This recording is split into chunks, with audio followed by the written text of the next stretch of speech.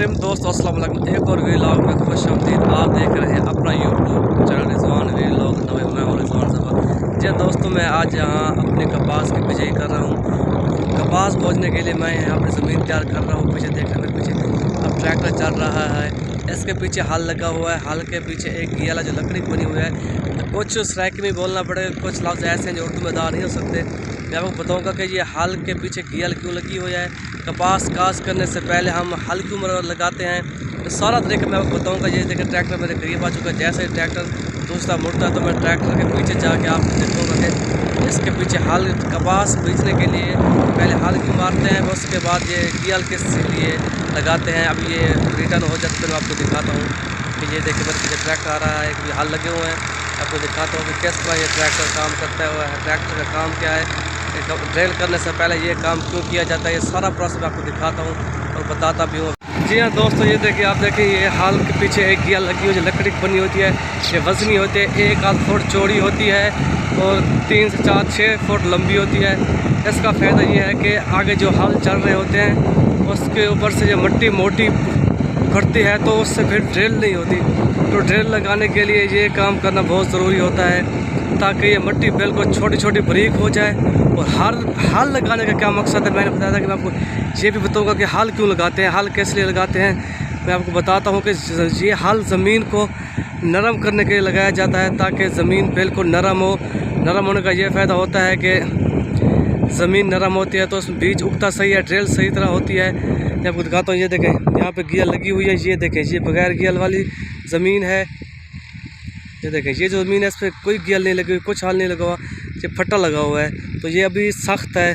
इसको नरम करने के लिए फिर हम ये हल चलाते हैं, गियर लगाते हैं। हल चलाने जब अकेले हल चलाएंगे तो फिर ये मिट्टी मोटी उखड़ेगी तो इस तरह के डेल बन जाएंगे, तो ये अच्छी तरह ये ड्रिल नहीं होगी। ड्रिल करने के लिए ये प्रोसेस बहुत ही ज़रूरी है कि गियर लगाई जाए, गियर के पहले हल लगाया जाए, हल के पीछे गियर लगाई जाए, ताकि मिट्टी बिल्कुल बिल्कुल बारीक, हल से ये नरम हो जाती है, गियर से बिल्कुल बारीक हो जाती है। अभी आपको दिखाता हूँ कि फिर ट्रैक्टर वापस आ रहा है। देखें ट्रैक्टर वापस आ रहा है।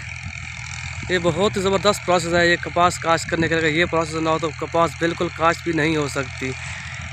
ये हल एक ऐसी चीज़ है जो ज़मीन के अंदर चलाना बहुत लाजमी होता है। कि हल ना चलाया जाए तो ज़मीन बिल्कुल नरम नहीं होती, ना इससे ड्रिल की जा सकती है। मैं आपको दिखाऊंगा जब हम ड्रिल करेंगे कि ये देखिए आपको नज़र भी आ रहा होगा, बिल्कुल हल के साथ भी दिखाते हैं मिट्टी कितनी बड़ी मिट्टी उखड़ के आ रही है। इसको छोटा और बारीक करने के लिए हम गियर लगाते हैं, ताकि ये देखें इतना भी आप देखेंगे ये हल की मिट्टी है। जैसे कि हल मिट्टी से पड़ रहा है, इसके ये गियर लगी हुआ है। गियर का फ़ायदा ये है कि मिट्टी बिल्कुल बारीक बारीक, बिल्कुल चीनी से भी ज़्यादा बारीक हो जाए, ऐसे नमक की तरह बिल्कुल पिस जाती है। इसका ये बिल्कुल पतली पतली हो जाती है। इससे ये होता है कि ज़मीन में ये ड्रिल सही हो। जी दोस्तों, जैसे ही मैं फिर जब गंदम कपास काश्त करूँगा, ड्रिल करेंगे तब भी दिखाऊँगा। ये देखें ये भी एक महारत का काम है। ये देखें बिल्कुल एक चीज़ साथ साथ दूसरे मिले हुए हैं, बिल्कुल कोई वक्फा नहीं है। एक चक्कर थोड़ा दूर आता है, एक चक्कर बिल्कुल करीब आता है। पहले ये 2 लगाए थे बिल्कुल ही बराबर है, आप बिल्कुल उसके साथ है। ये इधर वक्फा छूटा हुआ है, ये वक्फा छूटा हुआ है, तो जब दूसरा चक्कर आकर इधर चला जाएगा।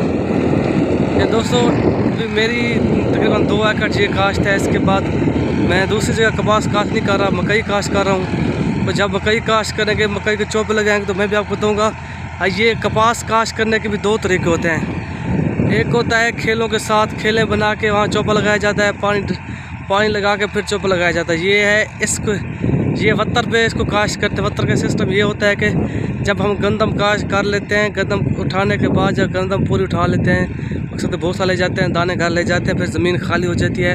जब ज़मीन खाली हो जाए ये जब हम गंदम को उठा लेते हैं, फिर यहाँ हल चलाते हैं, जब बड़े बड़े ढेल बन जाते हैं, उससे ये होता है कि ज़मीन का निचला हिस्सा ऊपर हिस्सा नीचे आ जाता है और ज़मीन को इसके फाड़ देते हैं। उससे ये होता है पानी लगाते हैं तो पानी नीचे तक चला जाता है। ये वत्तर के साथ होता है।